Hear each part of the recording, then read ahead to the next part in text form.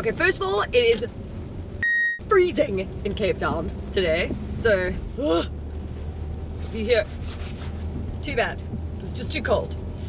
Anyways, I think you all know that I haven't always been the biggest Peugeot fan until this 308 came out, which was back in 2017, and it kind of changed the game for Peugeot altogether.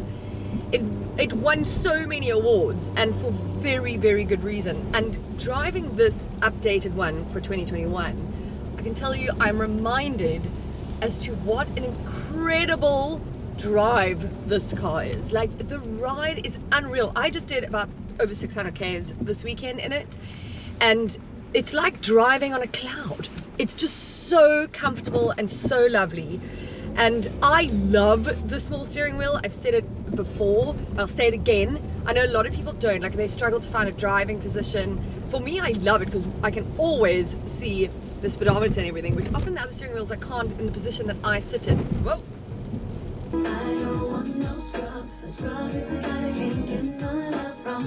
So I'm in the top of the line I'm in the top of the range GT model, and it's got like these like red leather seats, whatever, which I'm a bit undecided about. It's not like so in your face, but like I think I just am a bit like maybe conservative, so I prefer like a little bit more of a chilled interior. And speaking of the interior, I think that's why I haven't always loved Peugeot, because I don't love the setup, these like silver chrome piano key things that they've got here, and the entertainment system is quite tricky to get used to. I think you will get used to it, and it's totally fine, and you've got these buttons, but even the buttons confuse the living daylights out of me. They're just all a bit close together here. Again, that will take some time, and I'm just kind of nitpicking.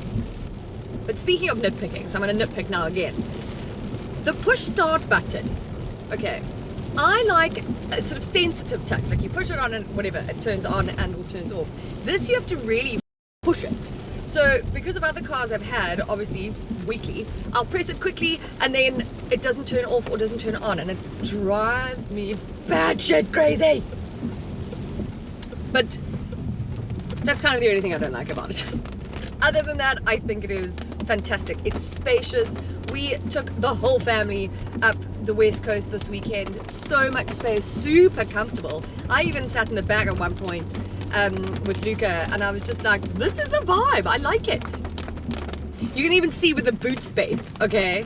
My groceries in there and everything. Yeah, it's like a nice sized boot. Because okay, that's rain dropping on the roof. Okay, I can't really do much about that.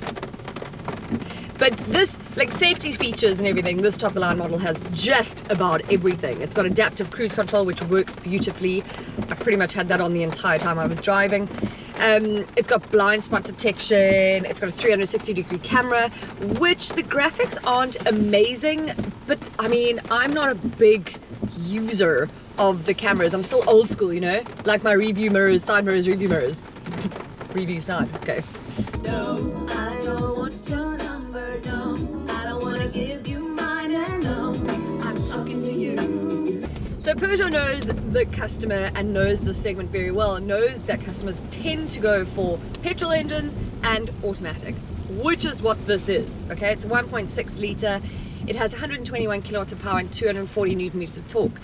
Now again, my gauge is, can you overtake? Now I had this car jam-packed to the hilt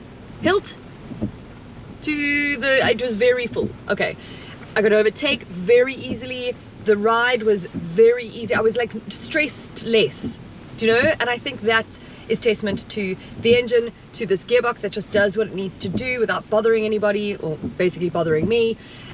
So overall, just like fantastic. So you're looking at just under 645,000 Rand for this. It's in line with its competitors. You can get the cheaper models as well, obviously, like I say, I'm in the top of the range. It's very cocooned in here in this cabin, like, so it's sort of driver oriented, driver focused. It's a massive center console, which is great. There's a lot of like sort of storage places and spaces, etc., but it can maybe feel a little claustrophobic in a car that is actually quite spacious. But again, that's actually the only negative stuff I have to say about it. Oh, I'm just so loving this comfy ride though. It's just, oh. How nice. You know exactly what I mean when I say that, right? Wanna get with me with no money?